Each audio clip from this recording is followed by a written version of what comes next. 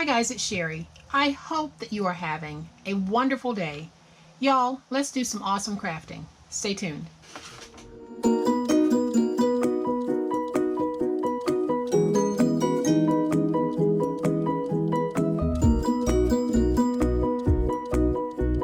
And here is today's awesome craft. And for those of you who are not subscribers to my channel, this is how we do it. So I would love it if you would go ahead and hit that subscribe button because you're not going to be disappointed. And guys, this is super fabulous. I have made it in a very masculine style, and it's meant to be an old-timey carrying case that you would carry on an airplane during the glamorous olden days of air travel. And that is exactly what this is designed to look like. And one thing that you're going to notice about this is I actually have just some raw chipboard pieces on this project. So I'm going to open this up, and you can see on the inside it's just a rough, rugged, leather looking bag, and it is going to be fabulous and easy to make, and that's exactly what we're about to do. So to make our project, we're going to need some chipboard and some paper bags. So on the chipboard, you are going to need 2 pieces that measure 3.5 by 6, and I have already given these an aged look because I'm not adding any paper to these 2. Then you're going to need a piece of chipboard that measures 2.5 by 7, 2 pieces that measure 3.5 by 7, and 2 pieces that measure 7 by 6. On all of the chipboard pieces that I have not stained, I do have double-sided tape on the back, so that is how I will be putting those down. Then you're going to need 3 paper bags, and the paper bags that I used were at least 6 inches wide and 11 inches long when closed. So we're going to take those bags and take them apart. We're going to need 2 that are at least 9 inches wide when open, and then when open we're going to just keep that natural length of the bag completely opened. And then we're going to have 1 that is 6.5 inches wide, and when opened we keep the natural length of it. So let's get started. Alright, so the first thing that I'm going to show you is how we need to dissect our bag. So we're going to have that bottom flap, we're going to fold that backwards, and we'll have that crease. We're going to cut off at the crease, and then we'll have this. So at this point, you're simply going to find the seam point of this bag and just take it apart. So basically what you're doing is you're making your own sheet paper. You're making paper that's longer than 12 inches. So now we have this, and for the body of my box, I would make sure that this is at least 9 inches wide. So if I needed to trim down this way, I want to make sure that it's 9 inches across, and then I keep the natural length of it. And for the inside liner, the bag that I cut, I'll make sure that it is 6.5 inches across, and I'm going to keep the unfolded length of it. So that's how we get our bags. So the first thing that I'm going to do is I am going to take my 2 bags that measure 9 inches across, and I am going to join these 2 bags together at the bottom. And I'm just going to do that with glue. You can do it with tape, but it won't take much. Then I'll take my second piece, and I am just going to lay it down just like this. And now you can see I have a very long piece to work with. We're not going to need all of this, and we'll actually end up cutting some of it off, but we're going to go ahead and start with this. So now what I need to do is I need to remove the tape from the back of my chipboard. Okay, so before I lay my chipboard down, I want to take this and just crinkle it. So I'm going to crinkle this so that you guys don't have to hear all of that, and I'll be right back. Alright guys, so I'm back, and all I did was crinkle this because I really do want to have a very distressed, rustic look to this project. So I am going to take one of my 3.5 by 7 inch pieces, and where I have that seam where I join the 2, I am going to place that on the bottom, just like that. So now I'll bring in my 7 by 6 inch piece, and I'm going to place that down using about 1/8 of an inch in spacing. And I'm not worried about how the crinkles are laying on this, because that is part of the charm of what I want with this. So then on the same side, I am going to take my piece that measures 3.5 by 7, and I'm going to place it down, giving myself about 1/8 of an inch in spacing. So then I'll take my piece that measures 2.5 by 7, and I am going to place it down using about 1/8 of an inch in spacing. And I am going to go ahead now and trim off the excess. I'm not going to throw that away because I might need to use some of it later. Then I'm going to flip it, and on this side of my 3.5 by 7 inch base, I am going to place down my final 7 by 6 piece.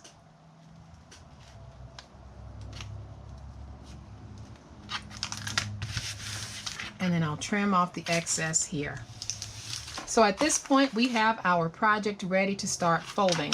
So I am just going to stand it up and fold over my edges so that we can miter cut. So now I'll use my finger blade, and I am just going to miter my edge. And basically all I did was cut close to this, about 1/8 of an inch away. And I'll do this on the remaining 3 sides.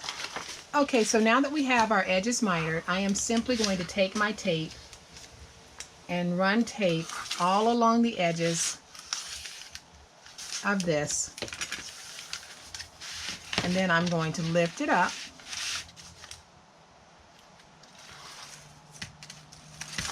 And then I'll fold it over and get it stuck down.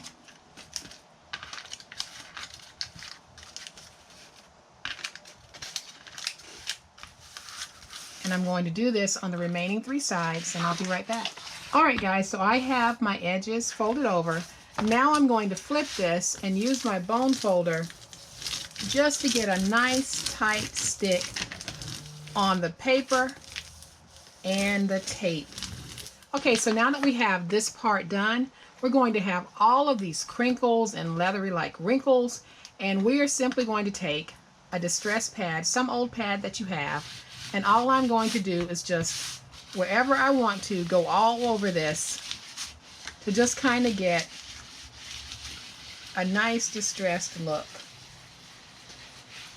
And when you're putting down your ink, use whatever color you want and put down as much as you want or as little as you want. So now that I have my outside the way that I want it for right now, I'll flip this over and I'm going to place down my liner piece. But before I do that, again, I am going to crinkle my paper. So here I have my 6.5 inch piece, and I didn't trim it any. I'm using it as it was when I opened it, and you can see that I have a little spacing right here. And that's okay that this is actually too short, because I have a scrap piece and I'm just going to bring that in to fill it in. It'll all be crinkled and you'll never see it.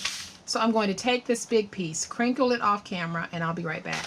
Okay guys, so I have my paper crinkled, and I have this piece already covered in tape on the exposed chipboard. So I'm going to move it out of the way so that I can take my glue, and I am going to place my glue along all 4 edges of this paper.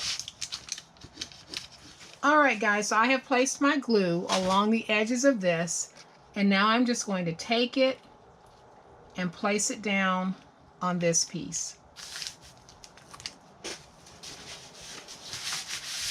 And I'll just smooth it down, and then I'll take this little scrap piece here, add glue to it, and we'll put it down. And because we've got all of those crinkles, you really won't even notice. Then I'm going to do the same thing on the inside that I did on the outside. I'll take my bone folder, make sure I've got everything stuck down. Then I'm going to use my distress pad, go over all of this, and now we get to put this together completely. So I have these distressed chipboard pieces, and I'm actually going to just take this and rub it along the inside because I forgot to distress that. And all I'm using is raw chipboard. I'm not putting any paper on this because it fits in with the project. So the part that has this fold down flap, that's the front. So I am going to take my 3.5 by 6 inch piece, place it down first, and I want to make sure that when I'm placing it down that it's not extending over the top, and it isn't. And then I want to make sure that the sides actually meet, and they do. So at this point, I am going to take my glue and I am going to run a bead of glue on 3 sides of this chipboard. So I'll run my bead of glue on the 2 long sides and 1 narrow side. And now that I have my glue on, I am just going to take this, put it in place as far in as I want it, and then I'll bring up the back, and then I'll bring up the front, and I'm simply going to hold this until it sets up nicely. I'll bring my front over just to make sure everything's going to close, and it does. So then we're going to press down and squeeze in front and back until this dries. All right, guys, so now that we have this piece in, and it's getting fairly dry, it's dry enough for me to be able to place the second piece. So I'll do the exact same thing. I am going to place a bead of glue, and then I will put this down. I am simply going to place it inside of my box, and then I'll squeeze in the sides once I have it where I need for it to be. So again, I'm going to squeeze the back and the front and press down until this sets up. Okay guys, so our box is dry enough to go forward in the process.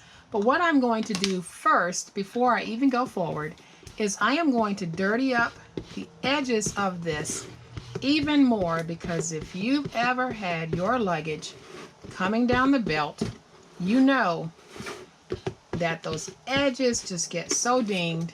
And so I really want to just make this dirty, dirty, dirty on the edges. And that's all I'm doing, is taking my pad and just going heavy on the edges. And now you can see that we've got just a heavier look on this, and I don't like that uniformity, so I'm going to bring up that brown on one side.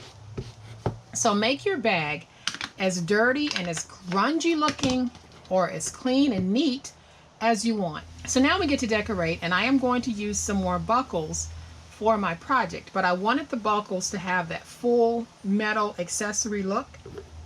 So I added some thumbtacks top and bottom, so when I put these down they will look just like that.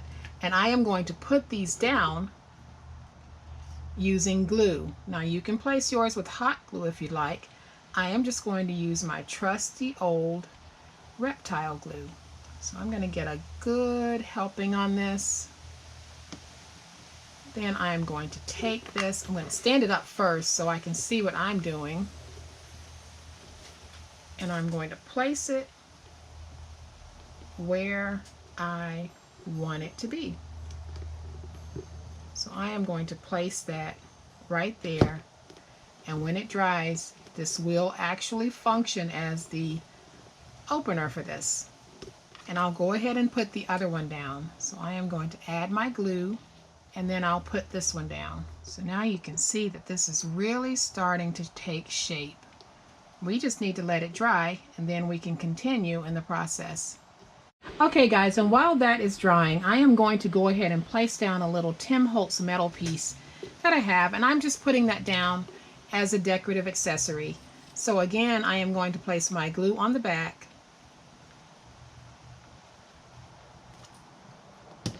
and I'll put this down right here in the center, and we're going to let that dry as well, and that just gives us a nice decorative touch to our project. Alright guys, so we have finished the front of this, and I think it looks fabulous. I love the old rustic look of this. So now we need to place our handle, and I have already made my handle, and I'll show you exactly how I did it. So I have this leather look or alligator look paper, and I took a strip that is 7 inches by 2.5 inches, and all I did was folded it into the width that I wanted, and then I glued it together. That's all there was to making this handle. So now I'm going to take the handle And on each end, I've come in about 5/8 of an inch and made a fold. And I am going to take that fold and just glue it down. And how high you want yours to sit will be determined by how far you push it in. I really want this one to have that flattened look, so that's what I'm going to do. I'm going to lay it down flat. So I am going to take my reptile glue, put some down on both ends, and then I'll take this and just place it down wherever I want it. And we just need to let that dry. Alright guys, so my handle isn't quite dry completely, but it is dry enough for me to go ahead and place my little thumbtacks here to give it another piece of hardware look. Now what I did was I took my thumbtacks and I broke off just a little piece, and you can see that piece right there. I just broke the thumbtack because I didn't want all of that prong sticking up. So I am going to take my prong and just push it through wherever I want it to be. Now because I have reduced the size of the prong, it'll go inside of the chipboard, but it won't go through it. So we'll still have that stability. So you can see that that's pushed inside of the chipboard, but it didn't come through on the other side. So I'm going to do the same thing over here. And you don't have to do this. This is just one of those things that I like to do to finish off my projects. So now I've got two metal pieces here on my handle that absolutely add to the charm of this project. So I now have some cut aparts, and it's just some cut apart tags, and I am going to just tie it on just like this because I want this to just kind of hang over as if it had been left at a train station or the airport, just somewhere. So now we've got this wonderful little tag hanging from this. We can open this up and you can see my glue isn't completely dry, but just how great that looks on the inside.